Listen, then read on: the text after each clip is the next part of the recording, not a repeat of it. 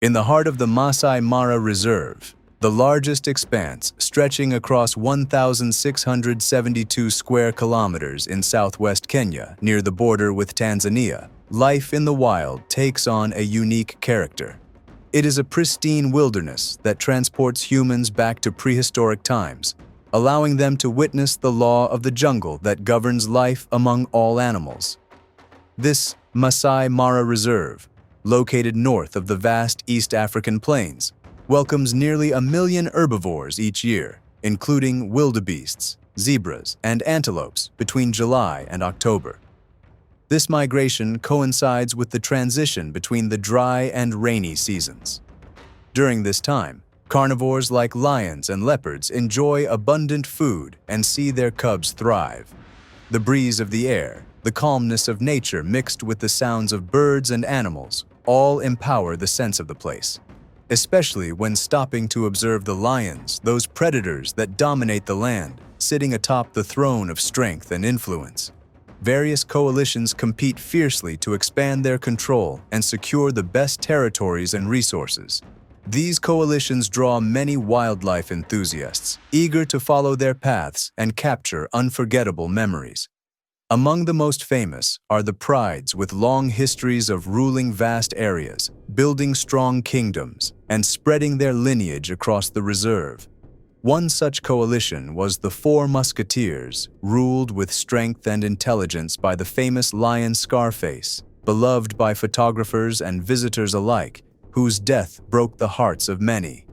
But today's story is not about Scar. It is about a lion who chose to remain in the shadows, a steadfast brother, and the strong hand that struck down intruders. That lion is the mighty Sikio.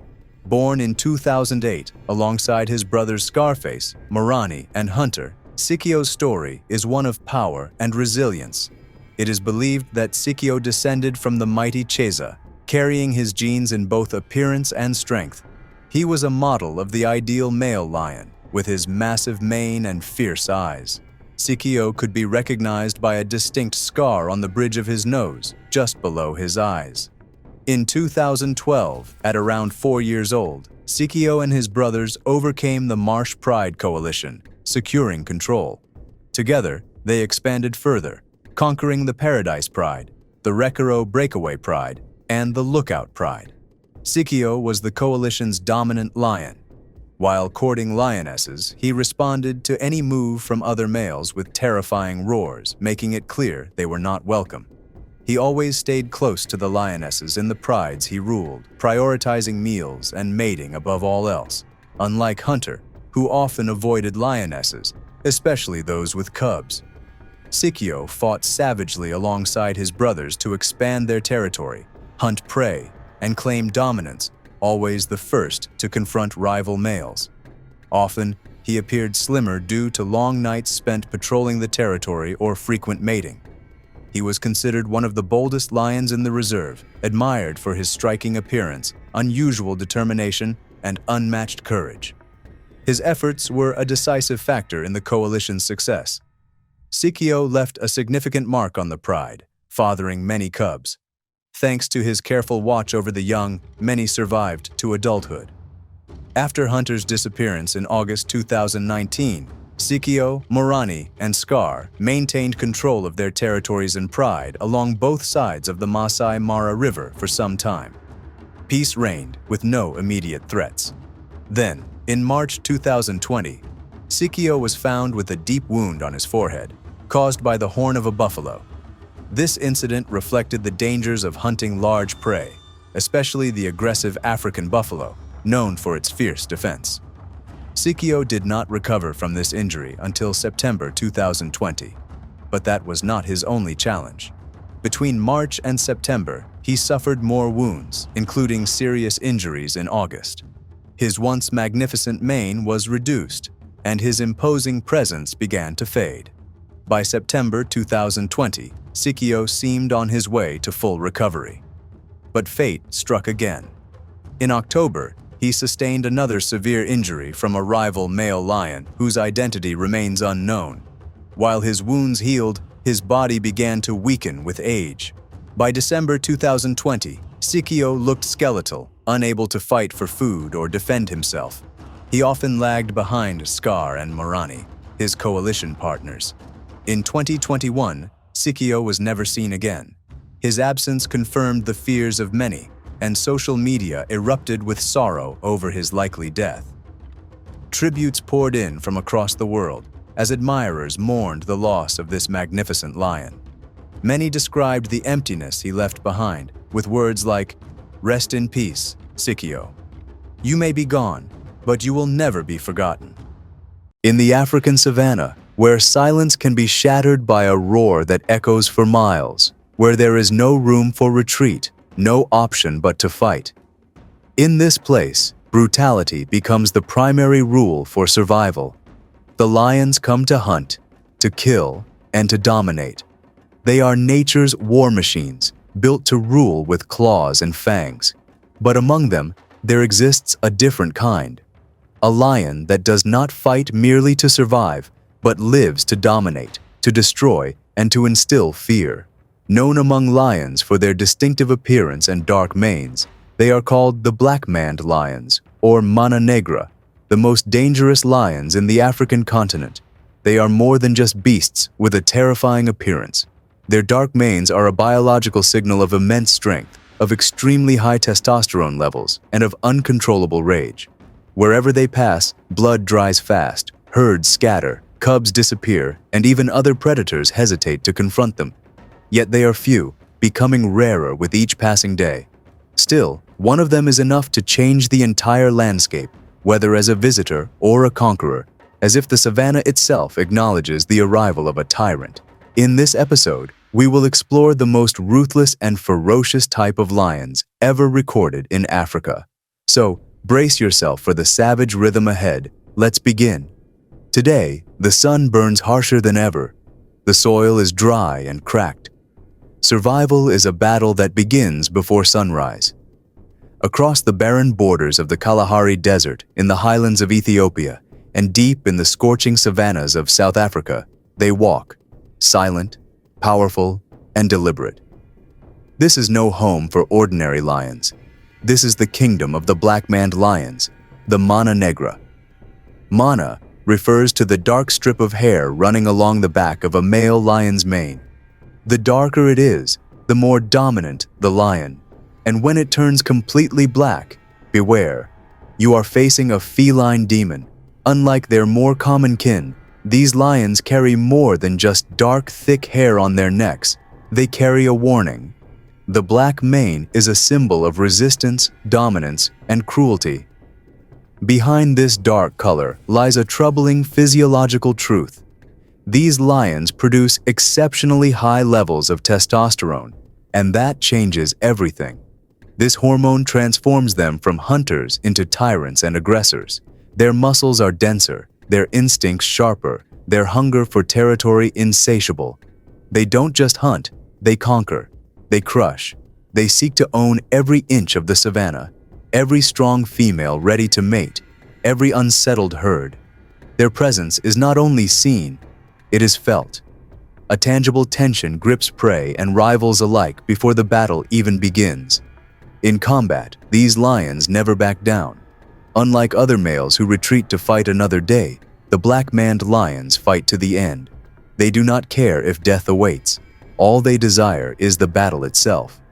Reports tell of deadly confrontations where black-maned lions fought until they went blind, bleeding from open wounds, yet continued attacking and roaring, calling their enemies to face them again. They do not accept defeat. This is what makes them both dangerous and fascinating. But what exactly causes this collapse of natural restraint?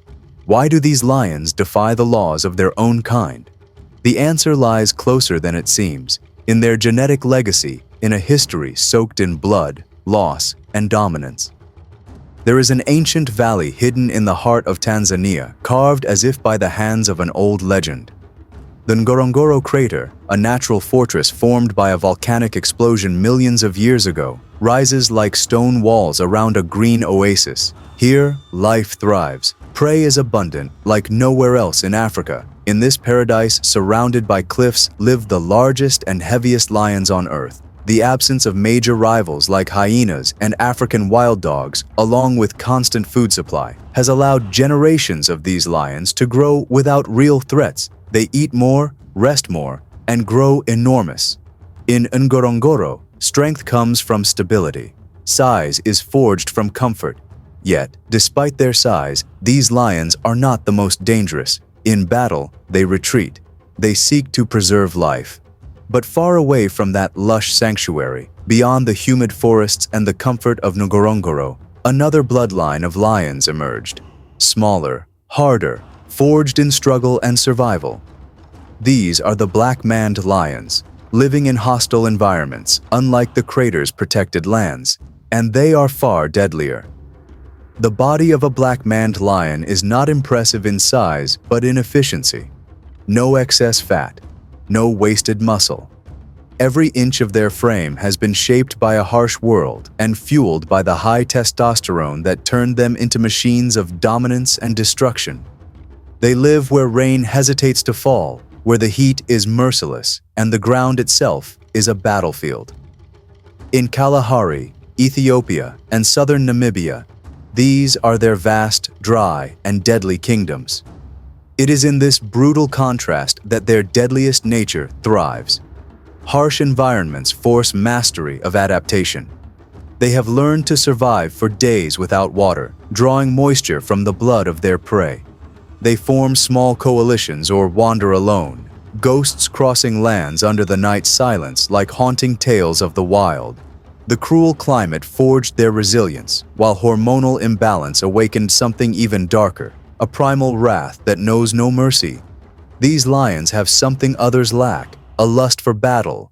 Some develop what experts call extreme territorial dominance behavior. It means they don't just defend their territory, they seek out fights. One herd to conquer is not enough. They cannot adapt to peace or the stability a pride offers. In fact, peace bores them. A long, calm life disturbs them. They are lions addicted to war, addicted to the smell of blood from rival males, to the clash of jaws, to that exact moment when an enemy collapses and victory is born.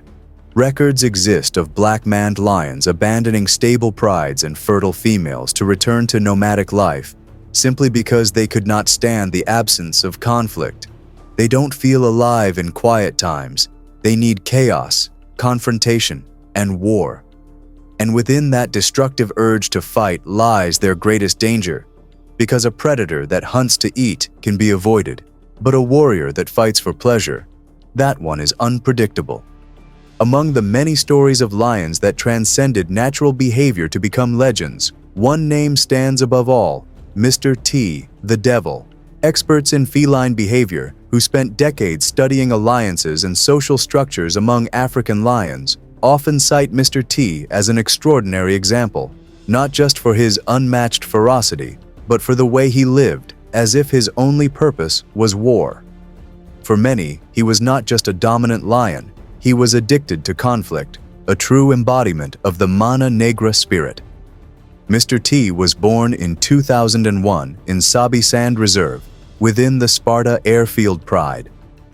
From a young age, he showed unusual strength and aggression, restless behavior, constant confrontations, and an early instinct for hunting. By 2006, when he joined his blood brothers, they formed the legendary Mapogo Coalition.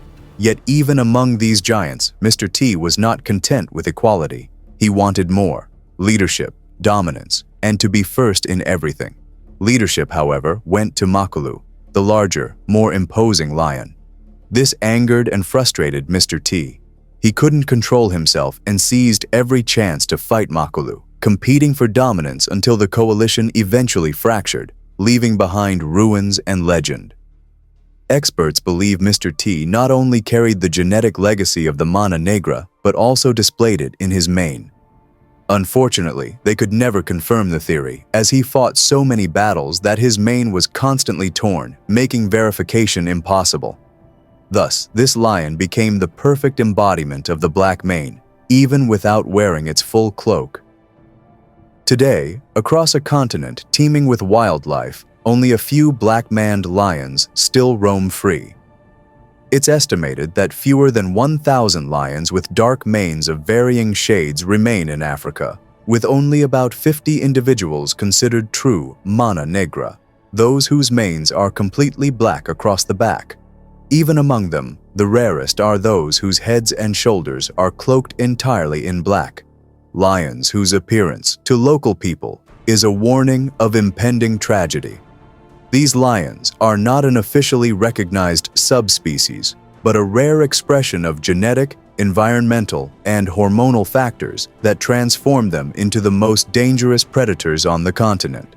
You won't find them in captivity. They do not tolerate fences. To see them, one must venture to the edges of the wild and observe carefully. One of the most symbolic places to witness these silent beasts is the Kalahari Desert, particularly in the Galagadi Transfrontier Park, stretching between Botswana and South Africa. There, among golden dunes and solitary trees, these lions patrol vast, empty lands like ancient spirits. Another site is Ethiopia, around Alatash National Park, where a small group of dark-maned lions was rediscovered in 2016, reigniting hope for their preservation. There are also remarkable sightings in Namibia's Namib Desert and isolated parts of Zimbabwe. But the truth is harsh. Their habitats are shrinking, and every sighting is a living relic of an Africa that refuses to fade. To see a Mana Negra lion in the wild is both a privilege and a warning. For wherever it appears, the hierarchy changes. It does not ask for a place. It takes it. It does not demand silence. It enforces it. That is why, even today, among the world's greatest lions, the record holders of size and strength, the black-maned lions remain the most feared and most respected of all, for they will always and forever be the most dangerous.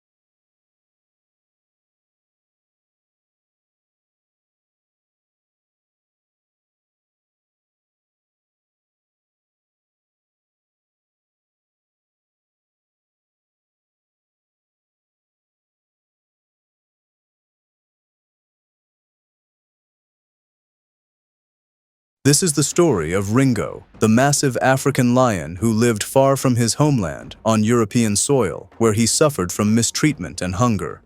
His wild instincts were suppressed inside a small cage for years, and loneliness became his only companion. This lion's eyes had never seen the lands of his ancestors since his birth. His poor condition and frail appearance caught the attention of authorities, leading to a swift and risky rescue mission. Thanks to this operation, the great cat finally experienced the beauty of his natural homeland in a difficult and thorny journey. It is a remarkable story that proves the power of the king of the savannah extends beyond his natural environment. Today, we dive into the story of Ringo to witness how he finally reached his original homeland in Africa, setting foot at last on the soil that had called to him since birth. Time: August 2008, somewhere in France. A French circus had been touring the country for decades, entertaining people and providing income for performers, using animals as part of their shows.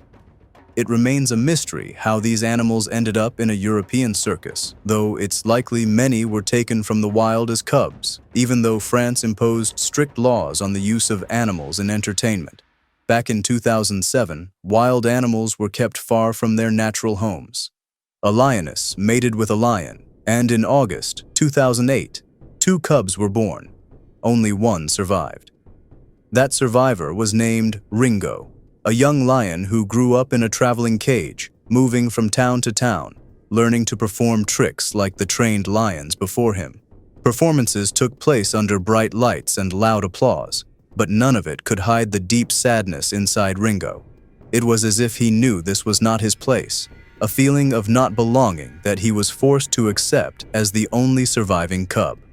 Ringo was raised in isolation to prevent the other big cats from killing him. This solitude made him used to loneliness and extremely aggressive toward other animals. He was trained alone, confined to his own cage. At first, this worked, but as the years passed, Ringo's aggression and size became unmanageable. His cage soon became far too small for a lion of his size. The circus managers realized this, but lacked the money to buy a larger enclosure.